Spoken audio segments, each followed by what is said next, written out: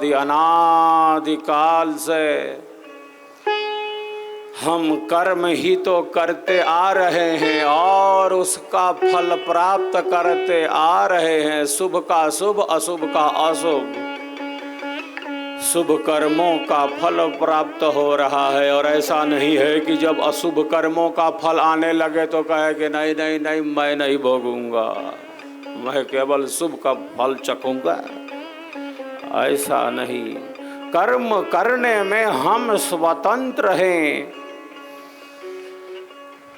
फल भोगने में परतंत्र। आदि अनादि काल से यह क्रम चला रहा। ईश्वर साक्षी है, वो हमारे कर्मों का अध्यक्ष है, वो हमारे कर्मों को जानता है। जो जानता है वही परिणाम देता है, दे रहा है, दे सकता है। वो दुख नहीं देता, दुख उसके पास है नहीं। वो तो परम आनंद स्वरूप है, बस उसे न्याय पसंद है, उसे प्रकाश पसंद है, बस वो न्याय करता है। दुख देने के लिए थोड़ी है, दुख है नहीं उसके पास। वो तो आनंद स्वरूप है, ब्रह्म ही आनंद है, ब्रह्म ही आनंद है और आनंद ही ब्रह्म है। हमारे ऋषि कहते हैं आनंदो ब्रह्मेति व्यजानात् आनंदाद्वै खलविमानि भूतानि जायन्ते आनंदेन जातानि जीवन्ति आनंदं प्रयन्त्यभिसंविशन्ति तत् ब्रह्म। उपनिषद में ऋषि घोषणा करते हैं, दुख देने के लिए थोड़ी बैठा, वो तो आनंद स्वरूप है। उसे हमारे कर्मों का फल देना है, उसे प्रकाश पसंद है, उसे न्याय पसंद है। अनंत अनंत जन्म और जीवनों से यही क्रम चला रहा है, जन्म और मरण का, संसार के भोगों और पदार्थों और संबंधों का। इसीलिए तो सद्गुरु कहते हैं स्वर वेद में, मन माया मरती नहीं, नहीं वासना नाश, यह शरीर मरी गया, कर माया मन नाश, कर माया मन नाश। शरीर तो नष्ट हो जाता है क्योंकि यह उत्पन्न हुआ है। आत्मा थोड़ी उत्पन्न हुई है कि नष्ट हो जाए। अग्नि शरीर को जला देती है, आत्मा को छू नहीं सकती। वो जल डुबा नहीं सकता, जल गीला नहीं कर सकता, वायु उड़ा नहीं सकता, वायु सुखा नहीं सकता, पृथ्वी नहीं मार सकती आत्मा को। आकाश तो ऐसे ही कुछ नहीं कर सकता, वो क्या करेगा? वो तो अवकाश प्रदान है। पांचों मिलकर भी आत्मा को छू नहीं सकते। वो नित्य है, वो सनातन है, वो सहज है, वो निरंतर है, सदैव है, शाश्वत है। यो न मृतः, जो मरा नहीं। क्यों नहीं मरा? क्योंकि वो उत्पन्न ही नहीं हुआ, वो नित्य है, सनातन है। किंतु आदि अनादि काल से इस चक्र में है। जन्म और मरण के, संसार के अल्प सुखों के दुखों को भोगता हुआ आत्मा संसार सागर में बहा जा रहा है। आदि अनादि काल से 200 करोड़ वर्ष, 2 अरब वर्ष इस वर्तमान सृष्टि के होने को हैं।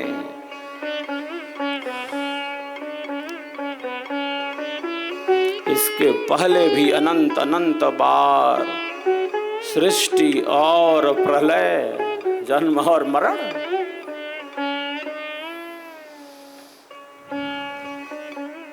का क्रम चला आ रहा है। अनंत अनंत बार हमने माँ के गर्भ के कष्ट का अनुभव किया। अनंत अनंत बार हमने मृत्यु की वेदना का अनुभव किया। मृत्यु कितनी पीड़ादायी होती है, हमने इसका अनंत बार अनुभव किया है।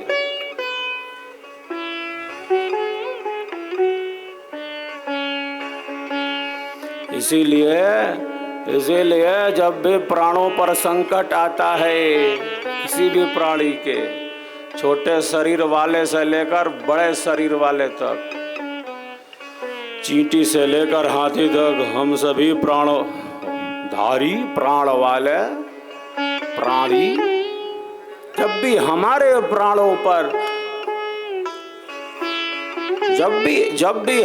प्राणों पर संकट आता है, तब हम तत्क्षण सतर्क सावधान हो जाते हैं। प्राणों पर आए संकट को दूर करना चाहते हैं। प्राणों से हमें बहुत आसक्ति है, प्राणों से हमें गहन लगाव है, मोह है। इसीलिए हम प्राणों की रक्षा करना चाहते हैं। क्यों? क्योंकि हमको पता है, हमने अनंत बार ये अनुभव किया है कि प्राणों के छूटने का क्या भय होता है। एक बार प्राण छूटा हो तब ना कि भूल जाए। कितनी बार प्राण छूटे होंगे कोई गिन नहीं सकता। आदि अनादि काल से यही क्रम चला आ रहा है। अनंत अनंत बार हमने मृत्यु के दुख का अनुभव किया। जो साधक हैं, जो साधिकाएं हैं, वे यही चिंतन करते हैं, वे यही विचार करते हैं कि अनंत अनंत बार इन दुखों को भोग लिया है। जन्म और मरण के, संसार के दुखों को भोग लिया, अब कितना भोगना है। ये जीवन अब केवल जीने में ही व्यतीत ना हो जाए, जिंदगी जीने में ही जिंदगी बीत न जाए। सुख दुख के अनुभव के लिए जीवन नहीं है, यह शरीर नहीं है। ये तो परम आनंद के अनुभव के लिए है।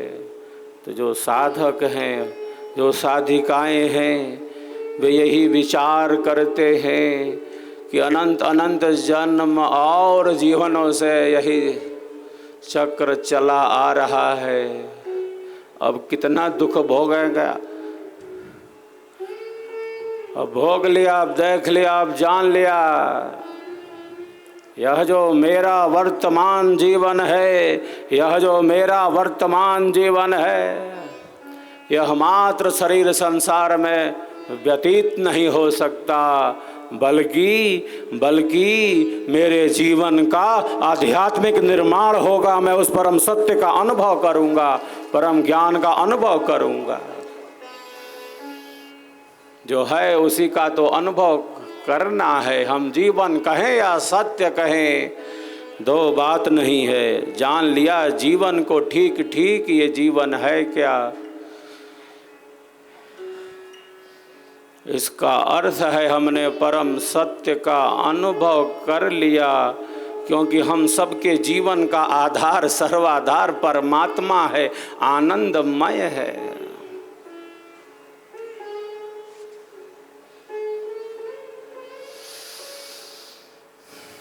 तो आनंद में ही स्थिति हो, दुखों से मुक्ति हो। जो बंधन में है, जो दुख में है, वो दुख में रहने के लिए है क्या? केवल हर बार बार बार लगाता है। वो दुख भोगने के लिए है क्या? वो केवल बंधन में सड़े रहने के लिए है क्या? वो केवल बंधन में बंधे रहने के लिए है क्या? कितने बंधनों से बांध रखा है, बहु बंधन से बांधिया एक बेचारा जी। एक बंधन हो तो एक रस्सी से बांध के रखा हो तो कोई खोल ले, इतना बंधन है। बहु बंधन से बांधिया, इतनी रस्सियों से बांध रखा है। हमारे दुखों का कारण हमारा अज्ञान है। सद्गुरु कहते हैं स्वरवेद में, दुख कारण अज्ञान है। हमारे दुखों का कारण हमारा अज्ञान है।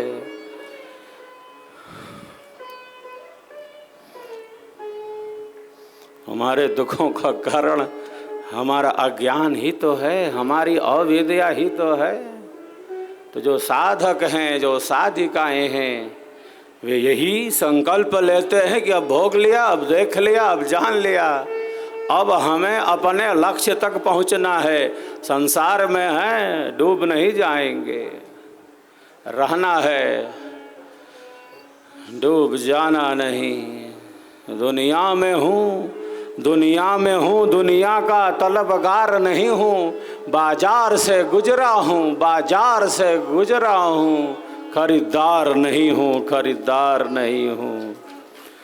कैसे जीना इस जीवन को, किस प्रकार से योगी जीवन मुक्त हो जाता है। कितना दिव्य आध्यात्मिक संदेश हमारे अमर सद्गुरुदेव भगवान ने दिया है।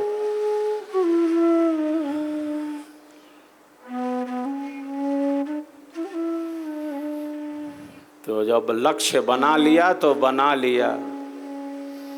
संसार में जीवन मुक्त की भांति जीना है भी इसमें और नहीं भी है। जल में कमल का पत्ता है और जल में रहते हुए इससे भिन्न भी है। गंगा में स्नान करना है, पवित्र नदियों में स्नान करना अच्छा है, डूब मरना नहीं।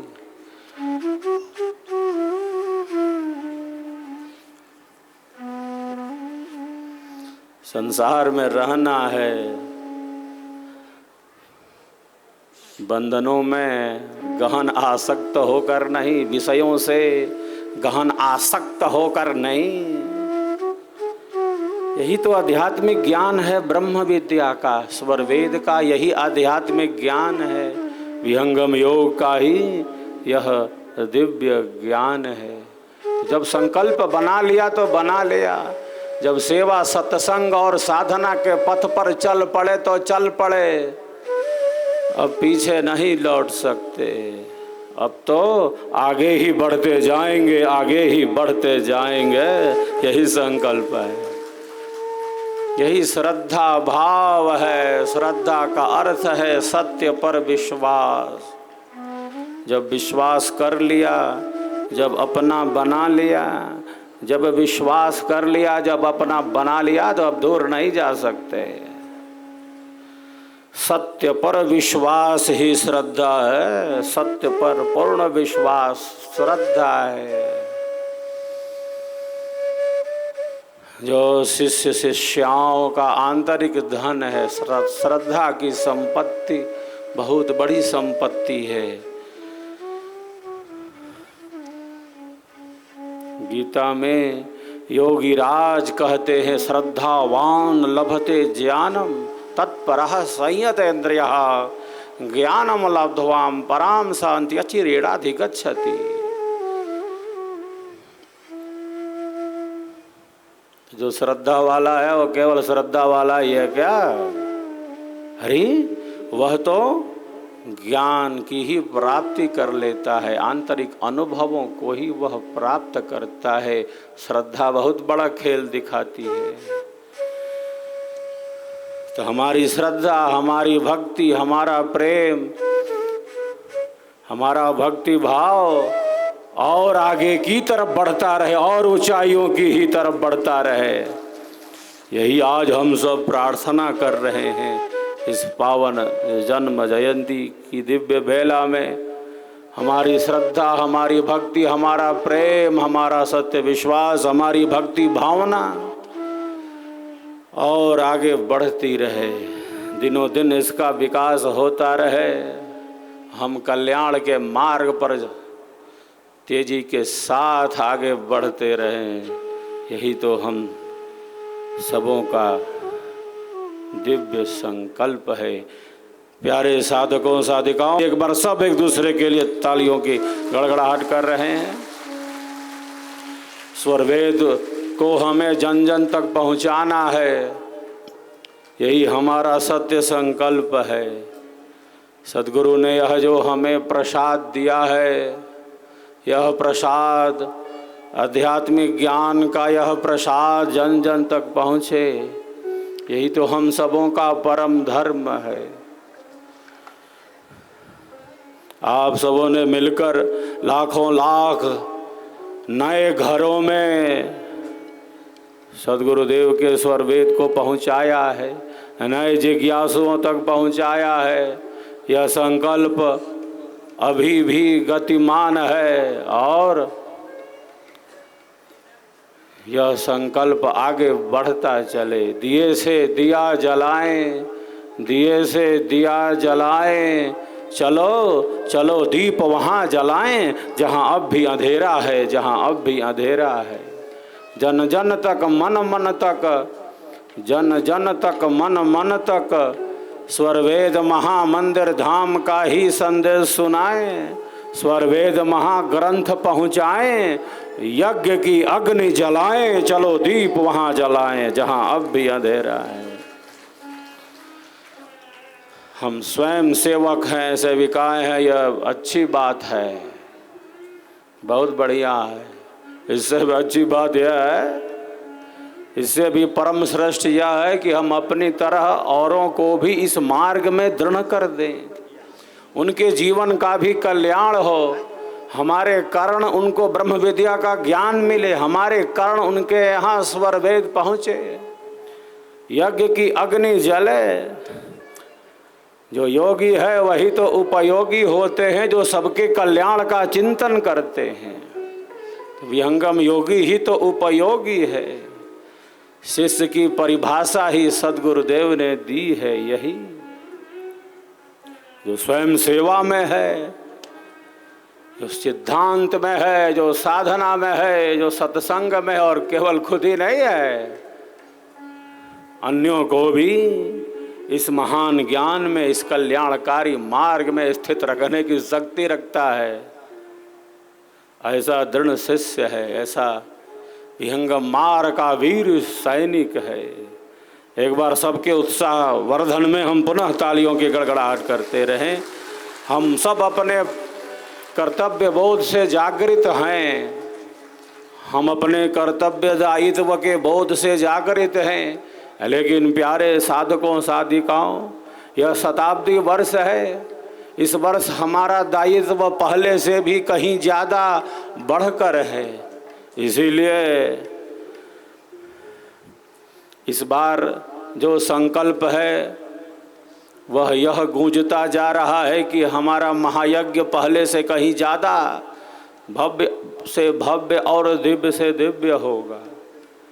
पिछले वर्ष हम सबों ने मिलकर 25,000 कुंडीय स्वर वेद ज्ञान महायज्ञ भव्य से भव्य और दिव्य से दिव्य बनाया, सफलता पूर्वक संपन्न किया।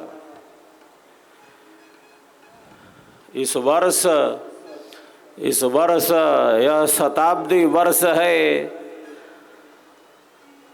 हमारा यह संकल्प गूंजता जा रहा है। इस वर्ष हम 25,000 कुंडों से भी ज़्यादा यज्ञ कुंडों से यज्ञ देव को प्रकट करने वाले हैं। यज्ञ भगवान को, आहुतियों को हम प्रकट करेंगे। इस बार तो ऐसा संकल्प होता जा रहा है। हम विचार करें, जब लाखों साधक साधिकाएं, हजारों दंपत्ति सबके कल्याण की कामना करते हुए, सबका सब विधि हो कल्याण,